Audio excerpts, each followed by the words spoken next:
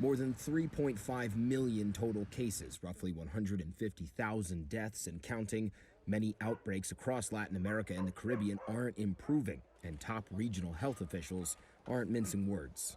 We witness another record-breaking week as regional hotspots reported their highest ever daily case counts. Hotspots like Brazil, which now has surpassed 2 million cases for the first time. Among those, its president and coronavirus skeptic Jair Bolsonaro, who twice tested positive this week. He says he's feeling fine and wants to get back to work. The more than 75,000 Brazilians who've died from this virus don't have that opportunity. Meanwhile, Mexico, with more than 37,000 deaths, trails only the U.S., Brazil, and the U.K. in total deaths worldwide. But this graph shows a clear trend. Mexico likely set to overtake the U.K.'s death toll in just a matter of weeks. Plus, troubling signs in smaller countries throughout the region. In Guatemala, where cases are 6 times higher than they were 6 weeks ago, doctors told the AFP they fear hospitals could collapse amidst calls for greater help from the government. This doctor says what is killing us is not the virus, it is the indifference of the state, it is the indifference of the health authorities. And in Bolivia, the number of cases is more than 5 times higher than it was on June 1st. The Bolivian president announced she and at least 7 cabinet ministers have the virus. As videos like this continue to circulate, overwhelmed authorities unable to collect the bodies of suspected COVID victims. This neighbor says, "We're asking the authorities, please, you can't leave a body here. More than 12 hours have passed, and this is a risk for the families that live nearby." Coronavirus tragedy is something South American neighbor Chile is familiar with. It's more than 320,000 cases, amongst the highest in the world. But this week, it recorded less than 2,000 new cases in a day twice for the first time since mid-May. It's good news in a region that could use some.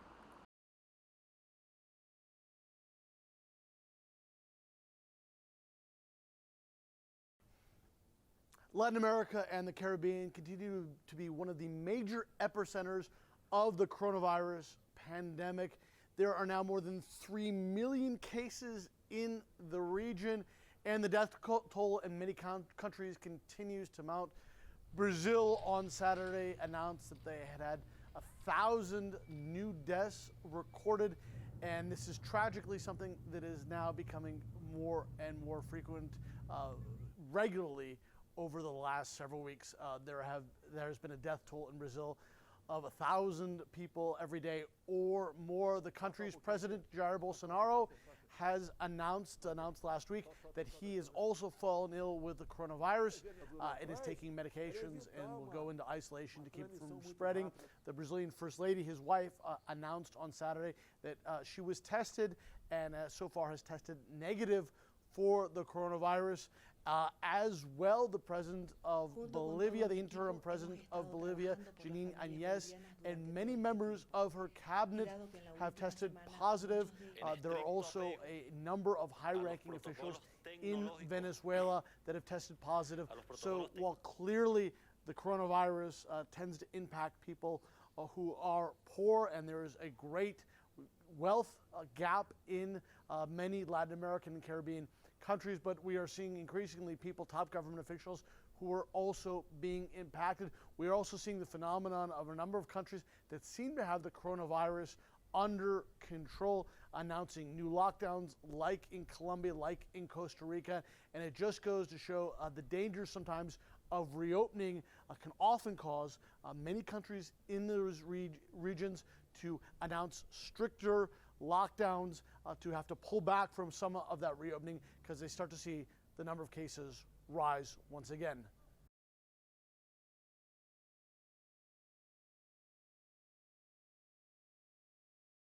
Central and South America are grappling with their own surges of COVID. Brazil, Peru, Chile, Mexico, they make the top 10 list of countries with the most confirmed cases. Caribbean nations also are struggling to get control of the virus. More than 121,000 people have died of the coronavirus in the Caribbean and South America so far. But the island nation of Cuba has managed to buck the trend. About 2,400 confirmed cases so far in Cuba and 87 deaths. CNN's Patrick Oppman is joining us live from Havana right now.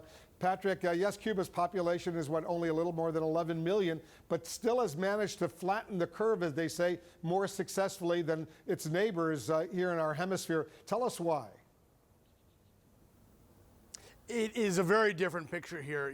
Just today on Saturday, according to Cuban health officials, there were only 7 cases on this island, like you said, that has a population of 11 million, and 1 death. And it's the first death related to coronavirus in almost 2 weeks.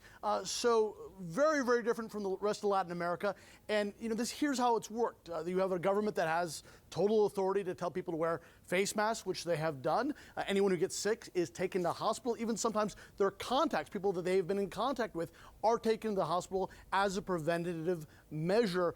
And so, initially there was some concern that because Cuba does not have the resources that other countries do, that it's under so many U.S. sanctions, which it has been for decades, that Cuba would not be able to adequately deal with this pandemic, but it has been the exact opposite. Cuba closed borders. There's no tourism here right now. That has come at a great cost to this country, but it has been very effective that you cannot have any more cases come in, Wolf, and the government has been able to slowly begin reopening the economy. There's still a few neighborhoods in Havana under lockdown, but what we've seen over the last week now is businesses reopening, even the beach reopening. The big question, though, is when the airports, when they will begin to reopen, because once you start to let tourists back in, you do run the risk of re-exposing the population to this virus. But for the moment, Cuba is somehow beating back the coronavirus, a very, very different picture than so many other countries in the region.